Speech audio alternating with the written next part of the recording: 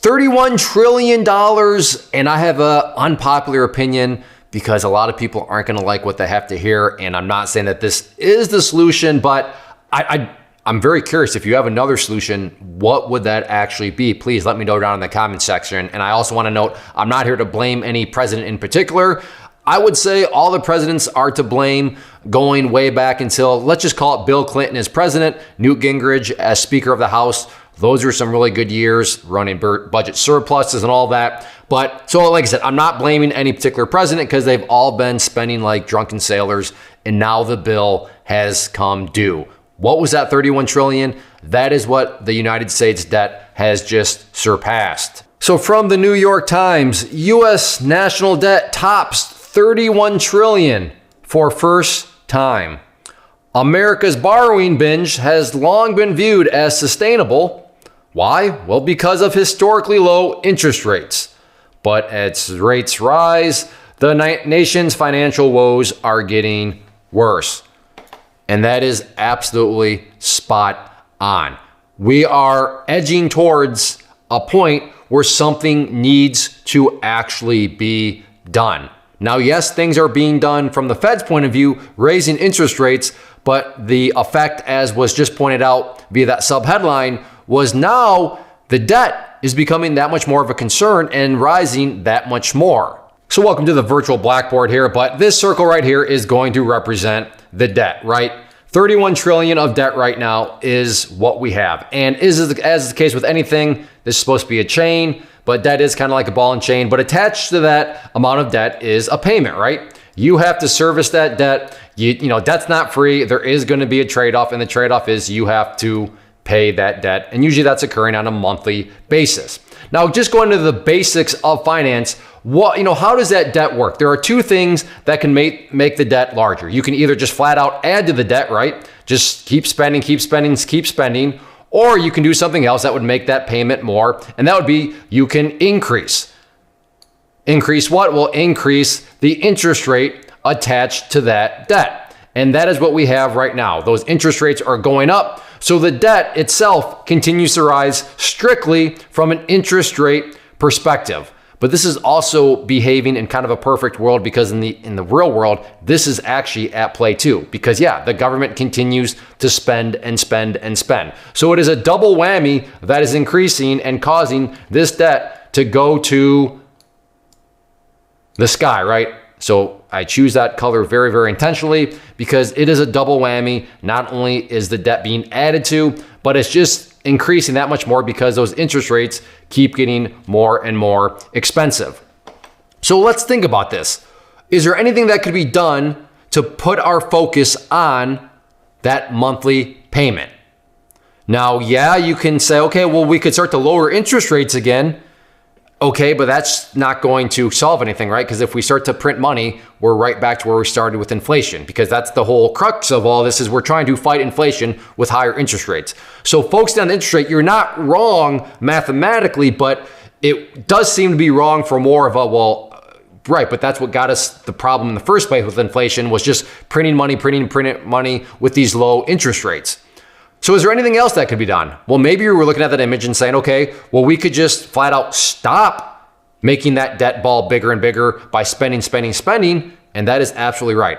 So unpopular opinion number one, how about we just not only stop spending, stop increasing government, but why don't we shrink government a little bit? Because think about it. If we shrink government, what are we doing to that ball of debt? We are making that ball of debt smaller. So yeah, those interest rates are still high, but if their interest rates are higher on a smaller ball, that would be a good thing. Well, yeah, now there's pain that comes with that, right? Government shrinking expenses. Yeah, there's going to be some trade-offs that occur with that. But here's the other thing. What about, is there anything else that can be done as far as that image is concerned? And yeah, there is. You could also say, well, why don't we just flat out make this easier to pay? So how could we make that easier to pay? Well, we could just bring in more money. And how does the government bring in more money? Well, you could increase something else, and that would be known as increasing taxes. So you increase taxes, which therefore makes that easier to pay. But also with the tax increase, if you're still doing, not doing that, so you're not adding anymore, what is that actually doing? So now we have a smaller ball, so that those interest rates aren't impacting it as much, but you also have more money coming in via tax raises, which makes making that monthly payment easier to make. So my opinion is this, which is going to be unpopular because I'm going to irritate everybody. I say, why don't we, and this is just a temporary amount of time, and the payoff is great. So this is short-term sacrifice for long-term gains. So the sacrifice comes in the form of, we're going to get less from the government because the government is going to become smaller, therefore that ball gets smaller. But we're also going to, and this is for a period of time, we're also going to have to pay more in taxes. So what's that going to do? Well, we're going to be able to really hammer into that debt because we have less debt to worry about. And now we have a greater ability to pay that debt twofold because, well, we have less debt to worry about and you have more money coming in. So what's that going to do to the debt? Well, it's going to lower it and lower it and lower it. And then what does that do when you lower it? It does something very, very powerful. It means that that monthly payment becomes less and less and less. So now think about it. If that monthly payment becomes less and less and less, does the government need as much as your money? No, they don't, for two reasons. Number one, again, the government is simply smaller. And number two is, well, we don't need as much money now to pay for that debt payment because, well, the debt payment has actually gone down. That monthly payment has gone down. So because we don't need as much as your own money, we're going to do something. We're going to not only reverse those tax increases, but we're going to bring them down even further. And why can we make them even lower than what they were before? Why do you now get to keep more of your own money? And I realize I'm repeating myself, but I'm trying to hammer this home is, well, you get to keep more of your own money because A, we don't need as much because the government is smaller, and B, well, the debt payment is smaller. So once again, we don't need as much because that monthly payment has gone down even further, which means you get to keep more money from your paycheck, which to me sounds like a good thing. If I know that 5 years from now, I'm going to be able to keep more in my paycheck, but I have to pay taxes higher right now. To me, that's a good trade-off. Yeah, it does require short-term sacrifice. Yeah, it does require some short-term pain. But if you can knock that debt out, then that's a beautiful thing. But Clay, government's smaller. The government's not going to be given as much stuff. But do you need as much stuff if you get to keep more of your paycheck? I would argue no.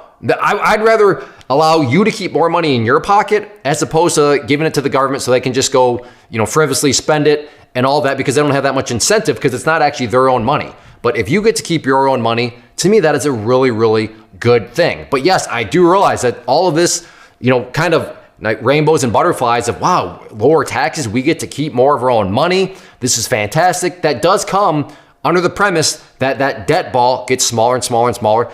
And I don't know, maybe I'm just crazy to say this, but can you imagine if that debt ball went away? How much less would the government need of your money if there was no debt, if we were actually running surpluses? I mean, you could absolutely crush tax, not even raises. You could just bring it all the way down to, I'm not going to say zero, but can you imagine how much less taxes would be if the government didn't have to pay that monthly service of the debt that keeps getting bigger and bigger? To me, that's just worth the trade-off. Like, how much tax increases need to be done? How much does government need to be shrunken down so that we can get that that payment reduced a whole lot, if not even completely eliminated? That's where personally I would want to go. And I realize that's painful. I realize that's not very popular in the short term. I realize I could never get elected into office by going out there and saying, hey, you're going to get less from the government and you're going to be paying more with increased taxes. I mean, I realize that's a death knell, but I mean, that's actually the truth of the matter as far as the math works, because the debt is becoming more and more of a problem. And there's only two ways to deal with it. You either are honest and you do, the solution, or you say, oh, no, we don't have to shrink the government. No, we don't have to raise taxes. Okay, well then how are you going to continue to pay for that ever increasing debt? By printing more money, which is just why they call inflation the hidden tax. So you're going to be paying taxes no matter what. I would rather the government just be honest and say, hey, you know what? Instead of taxing you deceivingly through inflation, we're just going to flat out tax you up front, which will eventually kill inflation and will eventually kill the debt, which means tax decreases coming your way because we won't need as much of your own money. And I get it, maybe you're not getting as much from us, but you don't need anything from us because you're gonna have more money via the lower taxes. So that was my opinion. Do you disagree? Do you see where I'm coming from? I realize this is probably gonna frustrate both aisles, right?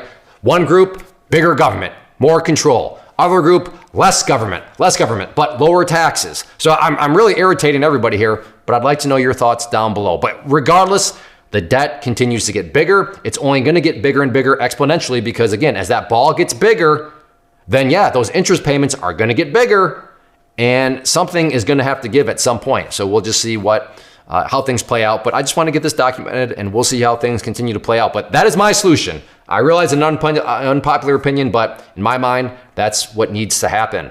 First off, thanks so much for watching the entire video. Real quick, before you go, I want to invite you to a live webinar, web class, training, workshop, online event, whatever you want to call it, but it will be me live revealing to you what I've discovered that has allowed me to transform myself from being an employee to being my own boss, including how I had only one losing day out of 73 days in total.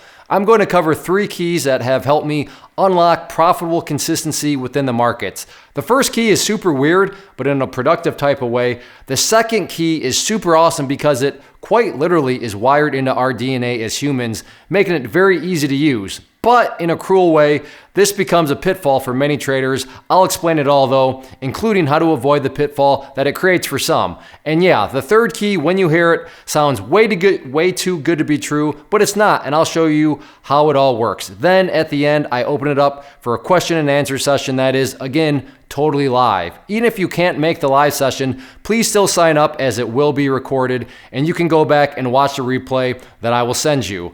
Click the image on the screen or click the link down in the description box so you can get the date and time and claim your spot, which I should note is limited due to the fact that this truly is a live event. If you have any questions, let me know. If not, I'll be seeing you soon.